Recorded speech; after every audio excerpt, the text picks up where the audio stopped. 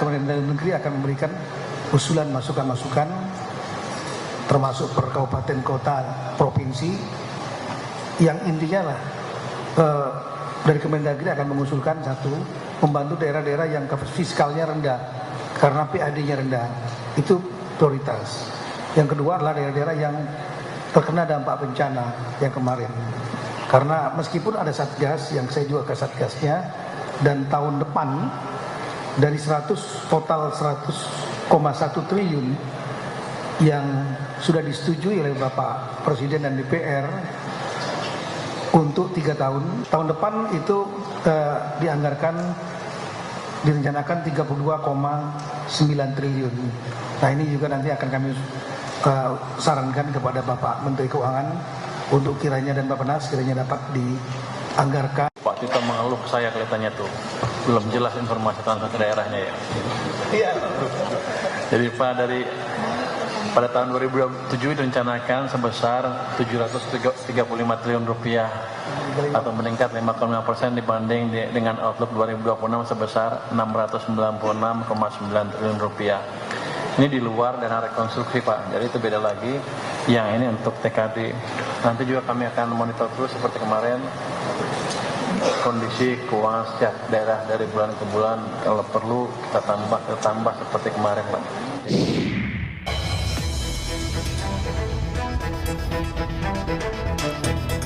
Masih di Satu Meja The Forum, saya ke Pak Bursah. Pak Bursah, kalau saya boleh tahu dan Pak Bursah boleh menceritakan sebetulnya apa sih dampak yang paling dirasakan oleh kepala daerah, bisa dari pengalaman Pak Bursah sendiri di Lahat maupun para bupati, kaitannya dengan efisiensi atau pemangkasan anggaran yang selama ini sudah terjadi?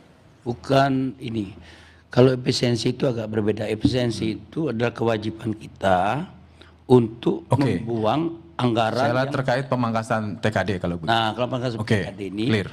Memang yang paling dirasakan oleh yang fiskalnya terbatas Pak ya. Itu lebih dari 90%. Apa misalnya kalau di Kabupaten Lahat apa kira-kira yang Anda rasakan? Boleh diceritakan?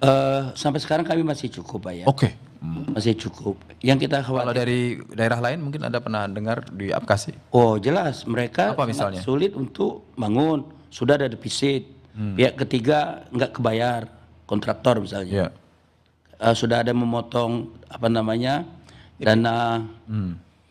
dana tukin, sudah ada yang motong berpersen. Nah ini mesti diperhatikan. Jadi mesti ada perlakuan fiskal yang untuk bisa mengatasi daerah untuk membangun. Yang kan yang 3 mandatori tadi, untuk bayar gaji susah dia. Yang mandatori kan. Dan itu jumlahnya cukup banyak? Banyak, 90% lebih kurang. Satu infrastruktur, 2 kesehatan, pendidikan, ini mesti diatasi segera. Kalau ini nggak diatasi. Kalau di pidato Presiden di pengantar APBN 2027 itu kan jadi 735 triliun, ada kenaikan 38,1 triliun atau 5,6%. Anda melihat gimana 38? Jadi TKD untuk tahun 2027 di RAPBN di pidato Presiden itu ada tambahan. Iya betul. 5,6%. Lebih kurang. Ya, tambahannya itu 38,1 T. Totalnya menjadi 735 T. Iya. Nah, Anda melihat ini sudah cukup langkah baik atau masih sebetulnya ini pas-pasan? Kenapa? Karena ada inflasi. Kurang jauh, Pak. Kurang jauh. Gimana? Kurang jauhnya gimana? Ya kurang jauh. Memang dibandingkan dengan 2025 849 memang jauh sekali. Punya kami dipotong lebih kurang 700 miliar. Iya. Belum yang lain-lain kan. Jadi kalau dikembalikan 700 miliar memang proyek strategis Bapak Presiden terhenti. Itu terhenti nanti. Tetapi Presiden kan perlu proyek strategis jalan. 1 MBG, 2 koperasi, swasembada, sekolah rakyat, dan sebagainya. Itu penting, itu jalan. Kalau itu beres. Anda bilang masih jauh tuh, boleh dikasih gambaran nggak? Kira-kira masih jauhnya itu, misalnya masih ada, itu nggak akan cukup. Minimal dikembalikan total dulu hampir 1.000 triliun semuanya. Kita pakai acuan 2025 aja deh, 849 triliun. 1.000 triliun hampir tuh.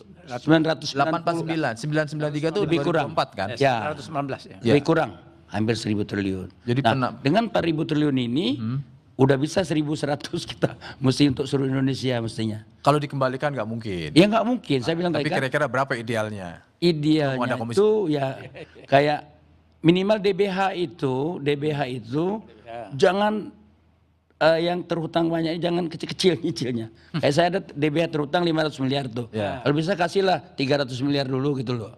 Jangan cuman 32 miliar. Pak sekali itu ya. Dikit sekali Pak.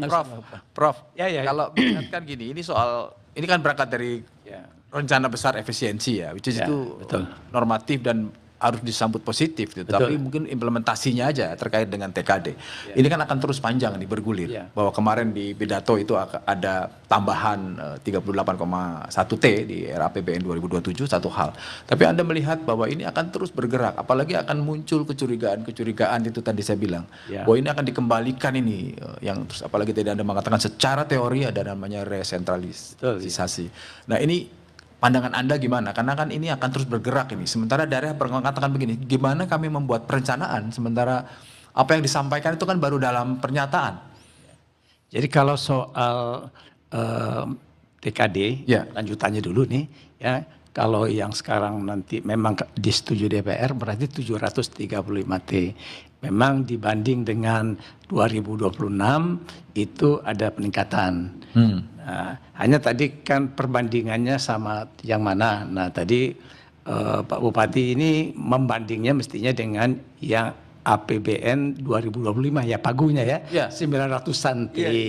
Nah, jadi itu kalau komposisi sekitar 25% dari APBN. Nah kalau posisinya hanya 735 itu hitungannya Bang, saya udah hitung itu dari APBN yang 4.000 sekitar 18%. Mestinya ya? Ya, yang sekarang ini yang bakal terjadi. Jadi masih di bawah tahun 2025. Mesti kan 30%. Nah beliau kan mengusul nih Bupati kalau bisa. Tapi tentu juga kita harus perhatikan program prioritas Presiden. Makanya tadi kan Bang sebenarnya itu lebih moderat dia. Pak Bursa sebenarnya malu-malu aja ingin mengatakan nggak ditahan dulu lah prioritas program nasional. Dia kan ketuanya Bupati nih. Nah, bukan ditahan, yang sudah ada langsung. Oh iya. Ya, jadi kalau bisa itu tetap ada pemotongan tapi tidak terlalu banyak lah. Betul. Anda melihat ada kemungkinan yang ada nuansa top down untuk program prioritas. Nah itu dia. Itu bisa dikoreksi kaitannya dengan menerapkan TKD. Sebelum saya nanti ke Bung Bahtera. Saya kira agak riskan kalau soal pusat kemudian menjalankan program dan kegiatan dengan dana pusat di daerah. Nah itu sebetulnya mengingkari prinsip otonomi daerah. Kalau otonomi daerah itu daerah diberi urusan pemerintahan, diberi pembiayaan, dia mengelolanya. Program kegiatan dia jalankan. Tetapi kalau yang tadi pusat yang menjalankan pembangunan di daerah, jembatan, jalan, maka itu namanya program-program yang basisnya interest pusat. Belum tentu cocok dengan kemauan daerah ya, dan itu juga tidak sesuai dengan semangat otonomi daerah. Saya coba ke Bung Bahtera sebagai pimpinan Komisi 2 yang langsung menangani. Satu tadi ada proposal, tolong dong ditambah jangan cuma 2735. Gini, yang saya ingin lihat adalah Anda melihat ini kan kaitannya dengan daerah. Daerah ini bagaimanapun kepala daerahnya juga punya visi, punya apa dan pasti ditagih oleh masyarakat dan kesulitan. Anda melihat formulasi yang terbaik soal ini apa? Satu sudah disampaikan jangan sampai ada nuansa sentralistik. Yang kedua jangan sampai daerah hanya dijadikan anak yang harus nurut sama orang tua, tetapi aspirasi tadi disampaikan juga penting karena tiap daerah punya karakteristik. Ya tentu kalau kita bicara soal jumlah ya, saya pikir tidak ada cukupnya Bang. Sebeberapa pun misalnya yang diberikan daerah, baik itu dana transfer atau dana bagi hasil, tapi yang paling penting adalah memang kami di Komisi 2 bersama Kemendagri itu terus mencari formula yang pas agar daerah ini juga kita dorong untuk mandiri Bang. Misalnya Mas, banyak sekali sebetulnya potensi-potensi yang bisa dimaksimalkan untuk kemudian bagaimana menambah nilai untuk PAD misalnya BUMD. Ada beberapa daerah BUMD-nya bagus-bagus, tetapi tidak jarang juga daerah membuat BUMD terus kemudian menguras APBD. Nah ini kita lagi melakukan penataan terkait dengan BUMD kita ada 1.000 lebih jumlahnya. bagi BUMD yang bagus ini harus disupport karena itu bisa memberikan nilai tambah untuk PAD. Tetapi bagi BUMD misalnya yang selalu diberikan PMD tetapi merugikan negara, apalagi kalau sifatnya misalnya memang bukan untuk pelayanan ya. Prof, pelayanan itu misalnya begini, ada PDAM, ya kan itu kan pelayanan. Kadang-kadang kalaupun rugi tetap harus disuplai karena memang itu buat pelayanan masyarakat. Tapi BUMD misalnya begini, dikasih uang puluhan miliar, ada yang ratusan miliar, tetapi bahkan untungnya tidak sampai misalnya 100 juta. Ini kan ada sesuatu yang harus dibenahi di sana. Ya, mohon maaf pasti. nih, kebanyakan mungkin sahabat-sahabat kita, teman-teman kita di daerah setelah jadi kepala daerah, demi untuk mengakomodir tim sukses, akhirnya BUMD itulah dijadikan sebagai tempat untuk parkir tim-tim sukses. Padahal kalau dikelola secara profesional itu bisa mendatangkan keuntungan. Itu yang pertama. Yang kedua, kita bicara misalnya disampaikan Bang Bursa tadi, misalnya potensi setiap daerah pasti ada. Kenapa sih APBD kita nggak diarahkan ke sana, Bang? Misalnya kalau potensinya pertanian, kenapa misalnya APBD kita nggak diarahkan untuk bagaimana agak mensupport para petani kita? Kalau misalnya kita punya potensi perkebunan, perikanan, kenapa APBD kita nggak diarahkan untuk mensupport para nelayan kita? Nah ini yang keliru selama kita ini, mohon maaf ini, sebagian kawan-kawan di daerah melihat kacamata program kerja itu tidak berbasis dengan potensi.